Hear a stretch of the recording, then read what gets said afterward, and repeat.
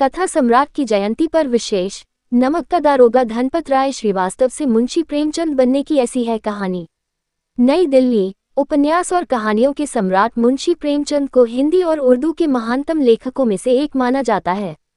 मुंशी प्रेमचंद को शरत चंद्र चट्टोपाध्याय ने एक बार उपन्यास सम्राट कहकर भी संबोधित किया था।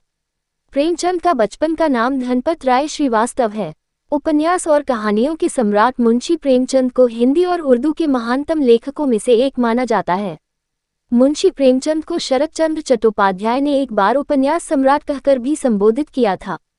उन्होंने अपने लेखनी के माध्यम से हिंदी कहानी और उपन्यास की एक ऐसी परंपरा को शुरू किया जिसके कारण लोगों ने पूरी सदी तक साहित्य का मार्गदर्शन किया। हिंदी साहित्य में उनका लेखन इसके विकास यात्रा में एक संपूर्णता का बोध कराती है। वाराणसी जिले के लम्ही गांव में हुआ था जन्म। मुंशी प्रेमचंद नाम से शायद ही कोई परिचित ना हो, लेकिन धनपत राय श्रीवास्तव से कई लोग अपरिचित हो सकते हैं। मुंशी प्रेमचंद नाम आते ही उनके बारे में और ज्यादा जानने की उत्सुकता होती है। आज यानी 8 अक्टूबर को मुंशी प्रेमचंद की पुण्यतिथि है। उनका जन्म 31 जुलाई 1880 को उत्तर प्रदेश में वाराणसी जिले के पास लम्ही गांव में हुआ था। उनके पिता का नाम अजायब राय था और वह लम्ही गांव में ही एक डाकघर में बतौर मुंशी का काम करते थे।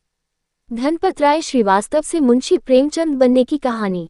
पिता अजायब राय ने अपने बेटे का नाम धनपत राय रखा, लेकिन बाद में यही धनपत राय पहले नवाब राय और फिर मुंशी प्रेमचंद के नाम से जाने गए। अधिकतर लोग ये जानते हैं कि उनके पिता डाकघर में बतौर मुंशी के तौर पर कार्यरत थे, इसी कारण उनके नाम में मुंशी शब्द जुड़ गया।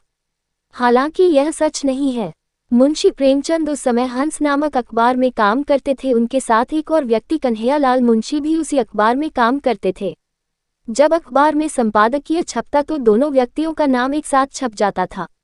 कई बार कन्हैया लाल मुंशी का नाम छपता तो मुंशी के बाद कामा नहीं लगता था, जिसके कारण पाठक मुंशी को प्रेमचंद का ही हिस्सा समझ लेते थे। लंबे समय तक ये चलने के कारण पाठक ने प्रेमचंद को मुंशी प्रेमचंद के नाम से पहचानने लगे। News fast. और भी ऐसी तरह तरह की न्यूज़ को देखने के लिए हमारे चैनल को लाइक करें, सब्सक्राइब करें और बेल आइकन जरूर क्लिक करें। इससे हमारे आने वाली न्यूज़ की नोटिफिकेशन आप लोगों को सबसे पहले मिले।